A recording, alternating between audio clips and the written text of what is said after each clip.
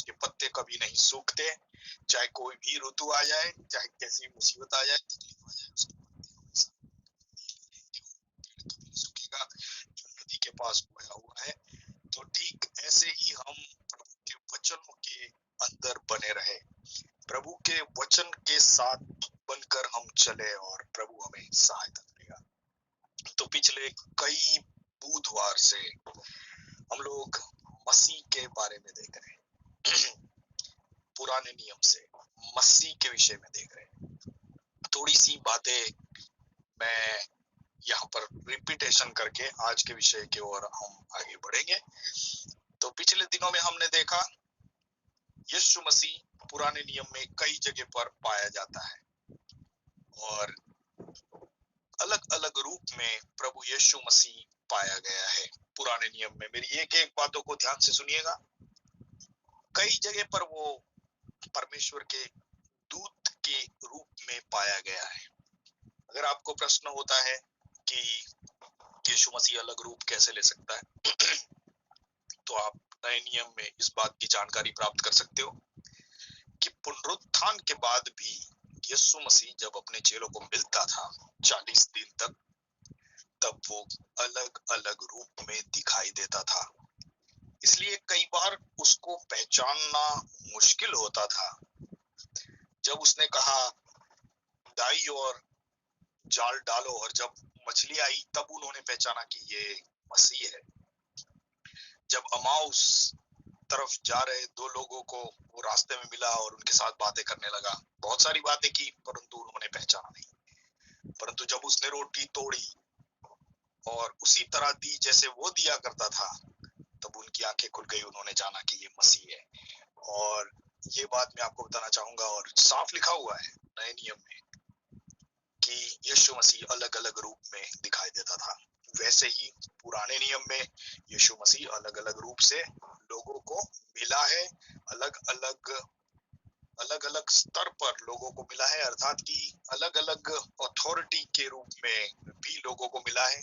कई जगह पर वो मिल्किसेदेक जो हम इन दिनों में देख रहे हैं, परमेश्वर के याजक के रूप में मिला। फिर अब्राहम को परमेश्वर के स्वर्गदूत के रूप में मिला। यहोशुआ को परमेश्वर के सैन्य के सरदार के रूप में मिला। देखिए ये तीनों बातें अलग, ये तीनों अलग है। एक है सैन्य का सरदार, एक है प्रमुख याजक और एक है परमेश्वर का दूत। अलग अलग ऑफिस के हेड के रूप में वह लोगों को मिलता है, लोगों से बात करता है। तो ये अनोखी बातें पुराने नियम में पाई जाती है, परंतु जब हम इन बातों को समझते हैं तब हमारा विश्वास और मजबूत होता है और हम हमारे प्रभु को, हमारे मसीह को हम उस रीति से जान सकते हैं जिसे जैसे हमें उसे जानना जरूरी है। हालेलुया। तो ये तीन बातें मैंने बताई और भी एक बात के रूप में उसे प्रकट किया गया है, जैसे कि the right hand of God. यीशु मसीह को पुराने नियम में राइट हैंड ऑफ गॉड बोला गया है। अगर आप यशाया, इस विषय को अभी हमारा बाकी है, इस पर हम जाएंगे आने वाले दिनों में। अगर आप यशाया 53 अध्याय पढ़ोगे तो उसमें लिखा है, यहोવાનો ભુજ કોની આગળ પ્રગટ થયો છે, કોણે તેને ઓળખ્યો, તે તો ફણકાની પેઠે તેની સમ્મુખ ઉગ્યો। तो ये यहोवा का भूज गुजराती शब्द है, जो अंग्रेजी शब्द उसका the arm of God, the right hand of God. तो यीशु मसीह का दूसरा एक नाम पुराने नियम में the right hand of God है। और राइट हैंड ऑफ गॉड उसको इसलिए कहा गया है क्योंकि वह परमेश्वर के दाहिनी ओर विराजमान है। परमेश्वर का दायां हाथ पराक्रम करता है, ऐसा लिखा हुआ है, और वो यीशु मसीह के बारे में। तो और एक पहचान यीशु मसीह की है जो है वो परमेश्वर का दायां हाथ। तो ये सारी पहचान पुराने नियम में पाई जाती है और सिर्फ इतनी ही बातें हैं और इतनी बातों को हम गहराई से समझें ताकि हम परमेश्वर को समझने पाए। तो आइए आज के विषय में हम आगे बढ़ेंगे। आज भी हम मिल्कीसेदेक की बाकी की बातें जो मैं पिछले बुधवार को नहीं ले पाया था, उन बातों के अंदर हम और गहराई में जाएंगे। आज का दिन हम मिल्कीसेदेक पर वापस देखने वाले हैं और थोड़ा सा मैं रिवाइंड कर लूंगा और रिवर्स कर लेंगे वापस जो लास्ट बुधवार को हमने देखा था, और भी कई बातें हम मिल्किसेदेक को लेकर आज देखने वाले हैं। कुछ इंपॉर्टेंट पॉइंट्स कि ये मिल्किसेदेक कौन है। सबसे पहले मैं आपको बता दूं कि यह मिल्किसेदेक सिर्फ 3 जगह पर पाया जाता है पूरे बाइबल में। और सबसे पहला इस मिल्किसेदेक व्यक्ति का उल्लेख उत्पत्ति की किताब में होता है, जो इब्राहिम से उसकी मुलाकात होती है। उसके बाद सीधा भजन संहिता में, उसके बीच में कहीं पर भी आपको मिल्किसेदेक नहीं मिलेगा। उत्पत्ति 14 अध्याय में, फिर सीधा गीत शास्त्र यानी भजन संहिता में सिर्फ एक आयत इसके विषय में लिखी हुई।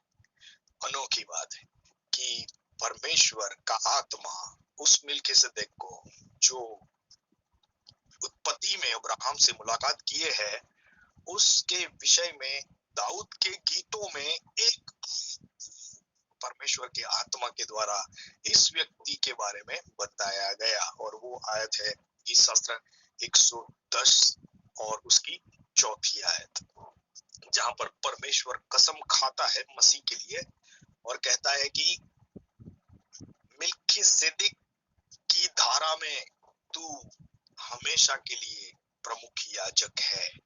The Lord has sworn and will not relent. You are a priest forever after the order of Melchizedek. ये अंग्रेजी भाषांतर है।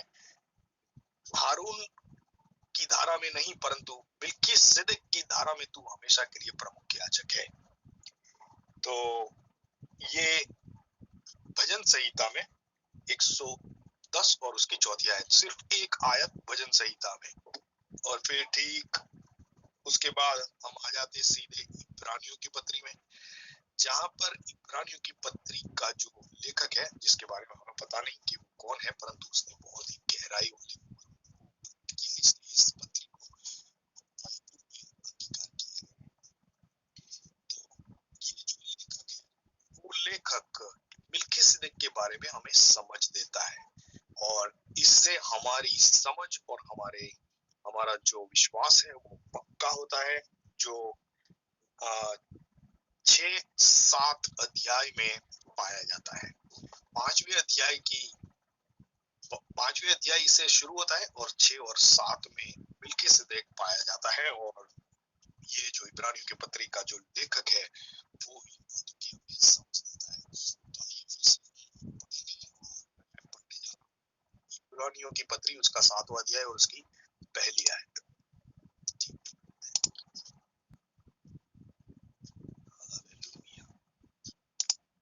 इब्रानियों की पत्री उसका 7वां अध्याय और हम पढ़ रहे हैं उसकी पहली आयत। यह मिल्किसेदेक शालोम का राजा। अभी ये 7वें अध्याय में आने से पहले इब्रानियों की पत्री का लेखक जो है वो कह रहा है कि इसका अर्थ समझना बहुत गंभीर है। किसका? मिल्किसेदेक का अर्थ समझना कठिन है। ये इब्रानियों की पत्री में लिखा गया है कि इसका अर्थ समझना कठिन है। इससे क्या साफ होता है? सबसे पहला पॉइंट यहाँ पर ये निकलता है कि मिल्किसेदेक एक ऐसा व्यक्ति है जिसका अर्थ है, अ मीनिंगफुल पर्सन, जिसका अर्थ है। यदि उसका अर्थ है तो वो एक आत्मिक व्यक्ति है। ये बात साफ समझ में आता है। यदि मिल्किसेदेक का अर्थ समझना है तो ये व्यक्ति कोई सामान्य व्यक्ति या सामान्य मनुष्य नहीं है, परंतु ये एक आत्मिक व्यक्ति है, क्योंकि आत्मिक व्यक्ति का ही अर्थ निकलता है। तो ठीक है, यहाँ पर इस बात को समझेंगे। और फिर इब्रानी की पत्री का जो लिखने वाला है वो 7वें अध्याय में उसके बारे में थोड़ी समझ देना शुरू करता है और कहता है यह मिल्किसेदेक शालोम का राजा, शालोम यानी शांति, शांति का राजा और परम प्रधान परमेश्वर का याजक। अब दूसरी उसका जो पोस्ट है वो है परम प्रधान परमेश्वर का याजक। जब अब्राहम राजाओं को मारकर लौट जाता था तो इसने उससे भेंट करके उसे आशीष दी। इसी को अब्राहम ने सब वस्तुओं का 10वां अंश भी दिया। हम जानते हैं यहाँ से 10वें अंश की शुरुआत हुई, जो आज भी चल रहा है और हम उसे फॉलो कर रहे हैं। हमारे आमदनी का 10वां हिस्सा हम परमेश्वर को देते हैं। यहाँ से शुरुआत हुई।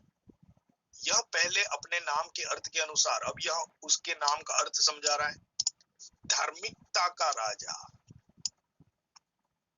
यह मिल्कीसेदेक धार्मिकता का राजा, हालेलुया, धार्मिकता का राजा। इस संसार पर हमारे प्रभु यीशु मसीह को छोड़कर और कौन हो सकता है, ये साफ यहाँ पर है।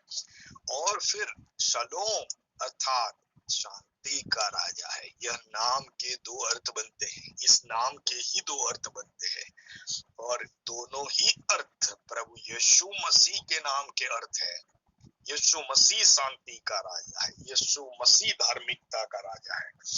मैं पढ़ूंगा रोमियो की पत्री उसका 10वां अध्याय और उसकी 4थी आयत।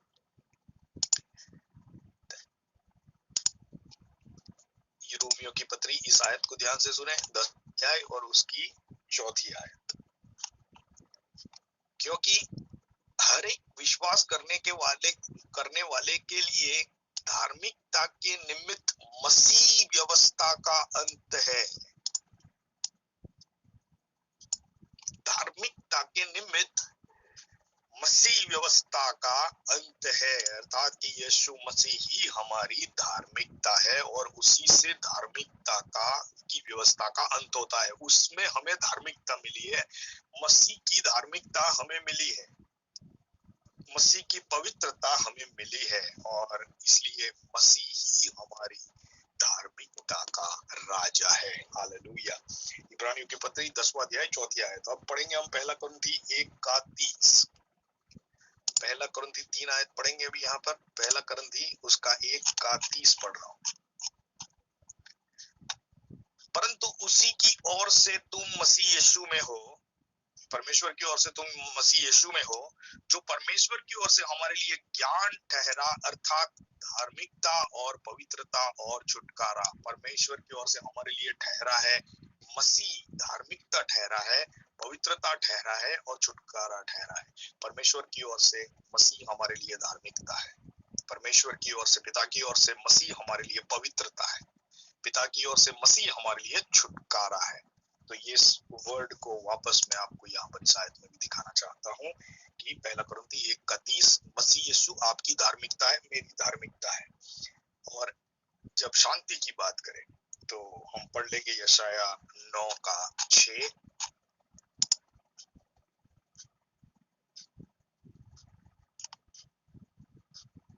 मैं निकाल रहा हूँ यशाया भविष्यवक्ता किताब उसका 9:6 मैं पढ़ रहा हूँ। क्योंकि हमारे लिए एक बालक उत्पन्न हुआ, हमें एक पुत्र दिया गया और प्रभुता उसके कांध पर होगी और उसका नाम अद्भुत युक्ति करने वाला, पराक्रमी परमेश्वर, अनंत काल का पिता और शांति का राजकुमार रखा जाएगा। यह उसका नाम रखा जाएगा और यह उसे कहा जाएगा। और सचमुच में ये जो शांति का राजकुमार है, यही मिल्कीसेदेक के नाम का अर्थ है। उसके नाम का अर्थ होता है शांति का राजा। तो यही हमारा प्रभु यीशु मसीह है, जो हमने पिछले दिनों में देखा और आज भी हम उसी पर हम श्योर कर रहे हैं। ठीक है, तो ये बातें हमने देख ली धार्मिकता के लिए और शांति के राजा के लिए। 3 आयतें हमने देख ली। ठीक है, और आगे बढ़ते हुए देखते हैं तो यह मिल्कीसेदेक को क्या कहा गया है। यह मिल्कीसेदेक परमेश्वर का हाई प्रीस्ट है। और मैंने आपको पिछले दिनों में बताया था, जब मिल्कीसेदेक अब्राहम से मिला तब ना तो मंदिर था, ना हाई प्रीस्ट की कोई व्यवस्था थी। हाई प्रीस्ट की शुरुआत होती है, प्रथम प्रमुख याजक बना हारून, और हारून से ही प्रमुख याजकों की शुरुआत हुई। और फिर हारून के बाद अन्य व्यक्तियों को, जो केवल लेवी से ही चुने जाते थे, हारून के लोगों से चुने जाते थे, उनको प्रमुख याजक बनाया जाता था। परंतु यह व्यक्ति जब अब्राहम से मिला तब ना मंदिर था, ना मुलाकात मंडप था, ना नियम दिए गए थे, ना हाई प्रीस्ट का कोई पद भी वहां पर मौजूद मौजूद था। इसलिए ये अद्भुत बात है कि ऐसे समय में मसीह एक हाई प्रीस्ट के रूप में मिल्किसदेक के नाम से अब्राहम से मिलता है और उससे बात करता है। ठीक है, इस बात को हम नोट करेंगे कि तब कोई हाई प्रीस्ट नहीं था, पर वो उसे हाई प्रीस्ट कहा गया है, प्रमुख याजक उसे कहा गया है। ओके, आगे बढ़े। मैं पढ़ रहा हूँ इब्रानियों की पत्री और उसका 7वां अध्याय, और हम आगे आएंगे अभी 3 आयत। जिसका न पिता न माता न वंशावली, जिसके दिनों का आदि जिसके न दिनों का आदि है न जीवन का अंत है, परंतु परमेश्वर के पुत्र के स्वरूप ठहर कर वह सदा के लिए याजक बना रहता है। देखिए, ये 3 आयत जो है ये मिल्किसेदेक के बारे में बातें चल रही है, मिल्किसेदेक की। और ये 3 आयत मिल्किसेदेक के बारे में, जिसके बारे में क्या लिखा गया है, जिसका न पिता न माता न वंशावली। अब मैं आपको बता दूं, पुराने नियम में बहुत सारी वंशावली दी गई है, यहाँ तक कि हर एक इम्पोर्टेंट पर्सन के पिता का नाम, उसके पिता के नाम, उसके पिता के नाम, हर एक पूरी वंशावली 63 जनरेशन नोट किए गए हैं यीशु मसीह तक। अगर आपको याद रखना है, इस नंबर को आप याद कर सकते हैं। अगर आदम से लेकर यीशु मसीह तक आप गिनती करें तो 63 जनरेशन बनते हैं। 63 जनरेशन, ये कितने सालों का सफर है? 4000 साल का सफर। 4000 साल के दरमियान 63 जनरेशन अर्थात पीढ़ी, ये इसका बेटा, ये इसका बेटा, ये इसका बेटा, ये यहाँ तक कि यीशु मसीह तक ये रिकॉर्ड रखा गया, क्योंकि भविष्यवाणी थी कि दाऊद की संतान परमेश्वर का मसीह होगा। भविष्यवाणी थी अब्राहम को कि मैं तुझ में सारे गोत्र को आशीष दूंगा। भविष्यवाणी थी दाऊद को कि तेरा संतान सदाकाल माटे राज्यसन पर बैठे। वो मसीह के लिए था और मसीह हमेशा के लिए राज्यसन पर बैठने वाला है। तो ये सारी भविष्यवाणी जो हुई थी, और फिर यहूदा के बारे में ये भविष्यवाणी थी कि यहूदा ना उड़नोसी, यहूदा के गोत्र से मसीह आएगा, यह भविष्यवाणी भी थी। तो इन गोत्रों की वंशावलियों को पक्का करने के लिए ये सब रिकॉर्ड रखा गया मसीह तक, ताकि आज भी हम समझ सकते हैं बाइबल में से कि मसीह सही वही व्यक्ति है, क्योंकि वो उसी जनरेशन में पैदा हुआ है, उसी गोत्र में पैदा हुआ है जहां से मसीह को आना था। और इस कारण 63 जनरेशन नोट किए गए हैं। परंतु एक आश्चर्य की बात यह है कि मिल्किसेदेक का नाम किसी जनरेशन में नहीं आता है। इस कारण बाइबल में उसका नाम और कहीं नहीं पाया जाता है। ये एक अनोखा व्यक्ति है, ये एक अर्थ व्यक्ति है जिसका अर्थ बनता है, और इसलिए यहाँ पर 3 आयत में इसके बारे में लिखा जाता है, जिसका न पिता न माता न वंशावली है। हालेलुया। ऐसा कौन व्यक्ति है इस दुनिया पर जिसका कोई पिता नहीं, कोई माता नहीं और कोई वंशावली नहीं? ऐसा एक ही व्यक्ति पैदा हुआ है जो मनुष्य, आदमी और स्त्री के संबंध के बिना पैदा हुआ है, और उसका नाम है हमारा खुदावन यीशु मसीह। हालेलुया। और ठीक इस व्यक्ति का जीवन, इस व्यक्ति का मर्म, उसका एक्सप्लेनेशन ठीक यीशु मसीह के साथ मिलते आता है। सिर्फ एक व्यक्ति पुराने नियम में यहाँ पे लिखा हुआ है, जिसका न पिता न माता न वंशावली, जिसकी, अब आगे आगे आगे ये बताया गया है, जिसके न दिनों का आदि है न जीवन का अंत। देखिए, मिल्किसेदेक के बारे में बताया गया, न दिनों का आदि है, उसके दिनों की कोई शुरुआत नहीं है, और न जीवन का अंत। और ये बात, इसका मतलब है ये जो हमारे जो दिनों की आदि है कि इस दिन में हमारी शुरुआत हुई, यीशु मसीह के दिनों की आदि नहीं है। वो दिन शुरू हुए उससे पहले है, क्योंकि उसी के द्वारा सारा संसार रचा गया। और जब दिनों की शुरुआत हुई और जब प्रभु ने कहा पहला दिन, जब उत्पत्ति में ये नोट किया गया, उत्पत्ति के पहले अध्याय में, कि पहला दिन, और परमेश्वर ने देखा कि सब कुछ ठीक है और सब कुछ सुंदर है, अने उत्तम पहला दिन, फिर दूसरा दिन, फिर तीसरा दिन, फिर चौथा दिन सूरज और चांद बना है। ये सारे दिनों की शुरुआत होने से पहले यीशु मसीह है, और इस कारण यीशु मसीह अनंत काल से है, आदि से है, और अनंत काल तक वो बना रहेगा। इसलिए उसके जीवन का अंत नहीं है। और इस कारण इस व्यक्ति के बारे में लिखा हुआ है, न दिनों का आदि और न जीवन का अंत है। ये भी ठीक यीशु मसीह के साथ संपूर्ण तौर से मिलता जा रहा है। परंतु अब आगे का हिस्सा पढ़िए। परंतु परमेश्वर के पुत्र के स्वरूप ठहर कर वह सदा के लिए याजक बना रहता है। इस बात पर हम नोट करेंगे। परंतु वह पुत्र के स्वरूप ठहर कर, परमेश्वर के पुत्र के स्वरूप ठहर कर सदा के लिए याजक बना रहता है। अब यह मिल्कीसेदेक सदा के लिए याजक है, और अगर यीशु मसीह से यह व्यक्ति अलग है, सुनिए इस बात को, अगर यीशु मसीह से मिल्कीसेदेक अलग है, तो मैं कहूंगा दो व्यक्ति हो गए सदा के लिए याजक, महायाजक। क्योंकि यीशु मसीह को हमेशा के लिए महायाजक ठहराया गया है, और he is the high priest for ever, ऐसा लिखा हुआ है, प्रमुख याजक हमेशा के लिए।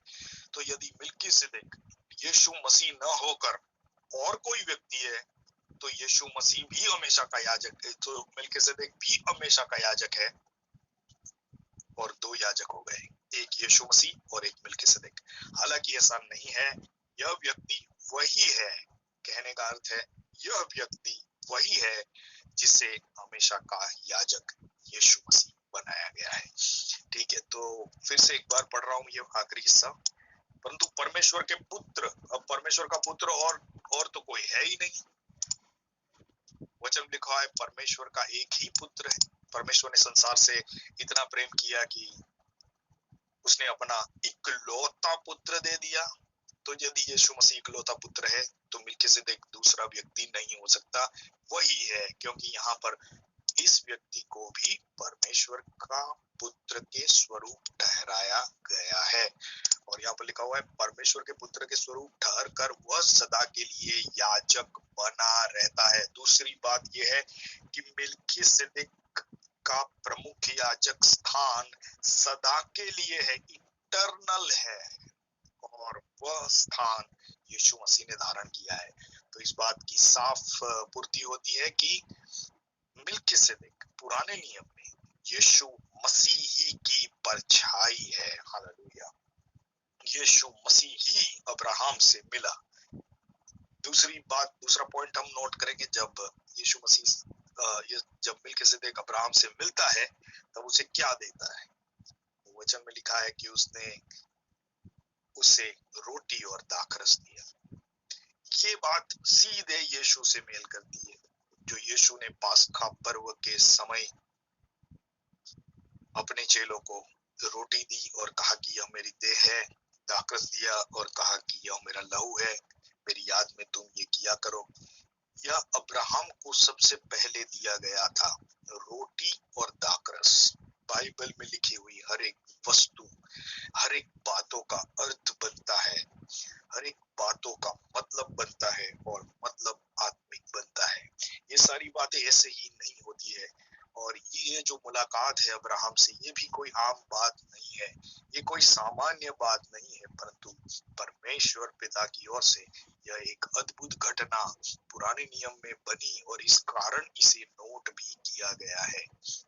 ठीक है, तो ये पॉइंट को भी हम नोट करेंगे कि उसने दाखरस और रोटी अब्राहम को दिया, जो ठीक नए नियम में प्रभु भोज कहा जाता है।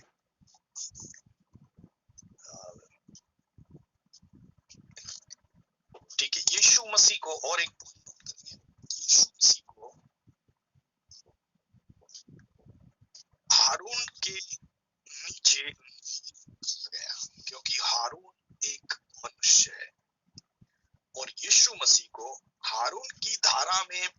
याजक नहीं गिना गया, परंतु मिल्किसेदेक की धारा में गिना गया है। मैं पढ़ रहा हूँ गीत शास्त्र जो एक ही आयत भजन संहिता में है, हम पढ़ लेंगे यहाँ पर। भजन संहिता उसका 110वां अध्याय और 4 आयत पढ़ेंगे। यहाँ पर लिखा हुआ है, यहोवा ने शपथ खाई है और न पछताएगा। यह फाइनल है, पिता की ओर से यह फाइनल है। यहोवा ने शपथ खाई है और न पछताएगा। तू, यहोवा कुछ कह रहा है, किसी से कह रहा है, किससे कह रहा है? मसीह से कह रहा है। तू मिल्किसेदेक की रीति पर सर्वदा का याजक है।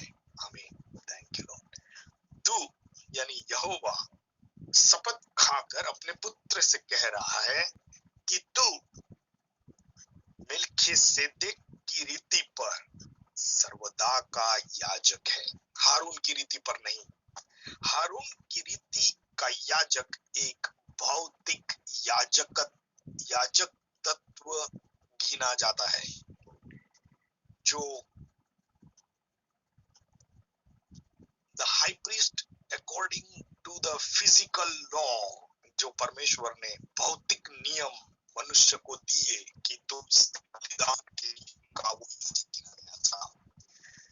परंतु मिल्किसेदेक परमेश्वर के आत्मिक नियम का याजक है। थोड़ी बात है, समझने में कठिनाई होगी, परंतु एक भौतिक नियम याजक हारून और हारून की धारा में बने हुए याजक भौतिक नियम की याजक थे, परंतु मिल्किसेदेक परमेश्वर के आत्मिक नियम का राजा याजक है। और यीशु मसीह को आत्मिक तौर पर मिल्किसेदेक की धारा में रखा गया है और कहा है कि तू मिल्किसेदेक की रीति पर सर्वदा का याजक है।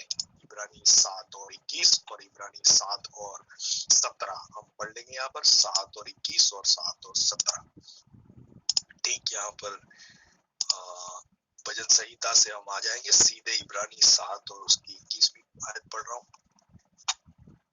यहाँ पर लिख रहा है, क्योंकि वे तो बिना शपथ के याजक ठहराए गए।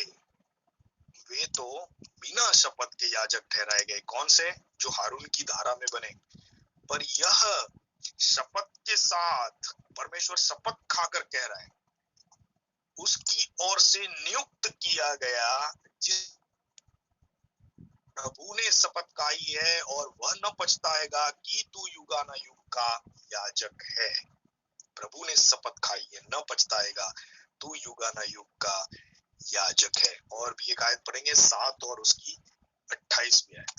क्योंकि व्यवस्था तो निर्बल मनुष्य को महायाजक नियुक्त करती है, परंतु उस शपथ का वचन जो व्यवस्था के बाद खाई गई, उस पुत्र को नियुक्त करता है जो युगानुयुग के लिए सिद्ध किया गया है। Praise the Lord, hallelujah.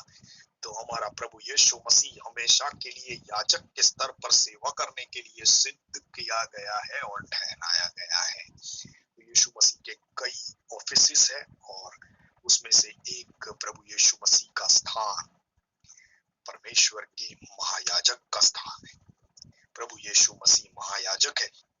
प्रभु यीशु मसीह ही वो बलिदान है जो मेमना हमारे लिए वधुआ, और प्रभु यीशु मसीह ही वो मंदिर है जिसके बारे में यीशु ने कहा, इस मंदिर को गिरा दो और मैं उसे 3 दिन में वापस खड़ा कर लूंगा। हमें 3 चीजों की जरूरत थी, महायाजक, बलिदान और मंदिर। ये 3 चीजें पुराने नियम के अनुसार हमें परमेश्वर से जोड़ती है। ये तीनों चीजें हमने यीशु मसीह में पाई है। यीशु मसीह ही हमारा महायाजक है, यीशु मसीह ही हमारा मंदिर है, और यीशु मसीह ही हमारा वह बलिदान, वह मेमना जिसके बारे में यूहन्ना ने कहा, देखो परमेश्वर का मेमना जो संसार के पापों को हर ले जाता है। हालेलुया। तो यहाँ पर हम देखते हैं कि यह स्थान परमेश्वर का है और यीशु मसीह का है जो पुराने नियम में दिखाई दिया। तो ये एक अद्भुत व्यवस्था है परमेश्वर की कि परमेश्वर ने अद्भुत रीति से ये सारी बातों को जमा किया है और परमेश्वर ने हम पर यीशु मसीह को पुराने नियम में प्रकट किया है। और ये सारे कनेक्शंस हमें यीशु की पहचान में आगे बढ़ा रहे हैं। हम पुराने नियम से यह श्योर कर रहे हैं कि यीशु ही वह मसीहा है। इन बातों को समझने में यहूदियों ने और इस्राएलियों ने चोट खाई है, ठोकर खाई है उस पत्थर से जो चुना गया है, कसा गया है, मंदिर का कॉर्नर स्टोन गिना गया है, परमेश्वर के द्वारा चुना हुआ है। और यहूदियों ने, इस्राएलियों ने इसको पहचानने में ठोकर खाई है। आज भी वे लोग इन बातों को पढ़ते हैं परंतु वो इसका अर्थ नहीं समझ पा रहे हैं।